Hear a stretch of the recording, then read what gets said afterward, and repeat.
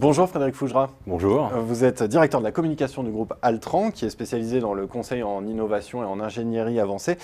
Et je vous reçois pour parler d'un article particulièrement original que vous avez publié sur Focus RH. Cet article est intitulé « Paraître idiot peut-il constituer une stratégie de management ?» Alors, on voudrait en savoir plus. D'abord, comment vous est venue l'idée de traiter ce sujet ? L'idée m'est venue par observation. J'aime beaucoup observer les gens, regarder les attitudes, les comportements. Donc ça, c'est la première façon dont m'est venue l'idée. Et puis aussi pour répondre aux questionnements de certains collaborateurs qui parfois dans l'entreprise se demandent mais est-ce que ce mec est vraiment génial ou est-ce qu'il est complètement idiot? Voilà, le manager idiot, c'est un peu une énigme. Alors justement, comment est-ce qu'on peut déceler ce manager idiot? Quelles sont les caractéristiques de son comportement en entreprise? C'est quelqu'un de déconcertant et décalé, donc déjà ça permet un petit peu de l'identifier. Et puis je dirais qu'il a peut-être trois caractéristiques. C'est probablement quelqu'un de frustré, donc quelqu'un qui arrive en voulant appliquer des solutions qu'il n'est pas parvenu à appliquer ailleurs.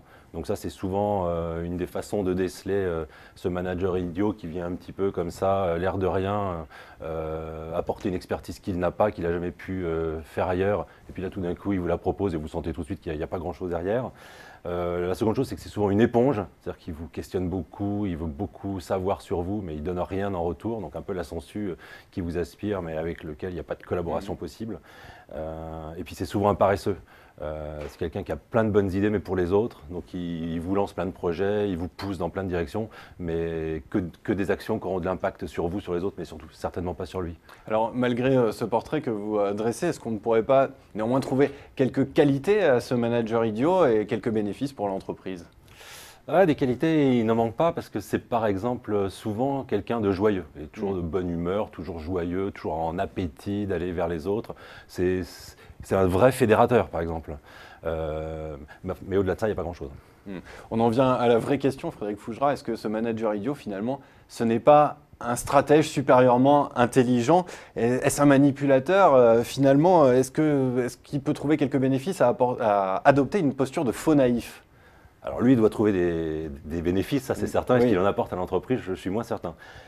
Un manipulateur, oui, probablement, parce qu'en fait, il sait se nourrir des autres, il sait prendre ce qu'il y a chez les autres, souvent pour le redistribuer comme si ça venait de lui. Donc dans ce sens-là, c'est un manipulateur. Maintenant, un stratège, je ne suis pas tellement certain que ce soit un stratège. C'est un stratège dans le sens où il arrive à être en poste, il arrive souvent à durer. Parfois, on se demande mais comment il fait comment il a fait pour être là et comment il fait pour encore durer. C'est souvent le questionnement des collaborateurs.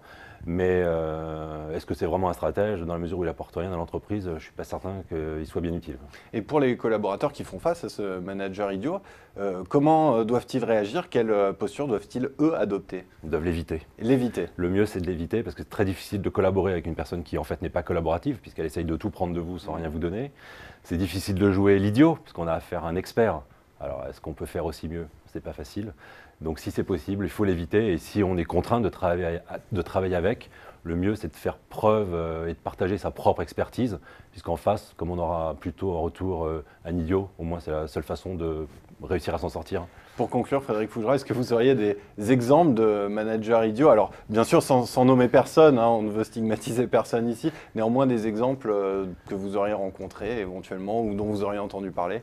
J'en ai rencontré quelques-uns, donc sans les citer, mais je peux citer des exemples de comportement. L'exemple d'un patron juridique, par exemple, qui s'étonne qu'il n'y ait pas une revue de presse sur le site internet d'un groupe, en omettant que mettre une revue de presse ça implique de payer beaucoup de droits. Donc déjà une question juridique dont il fait abstraction et qui est pourtant essentielle et qui est importante. Un responsable RH qui vient vous dire, qui vient vous proposer de révolutionner l'intranet, alors qu'il n'a jamais regardé ce qu'est cet intranet. Et il vous fait des propositions de choses qui existent déjà.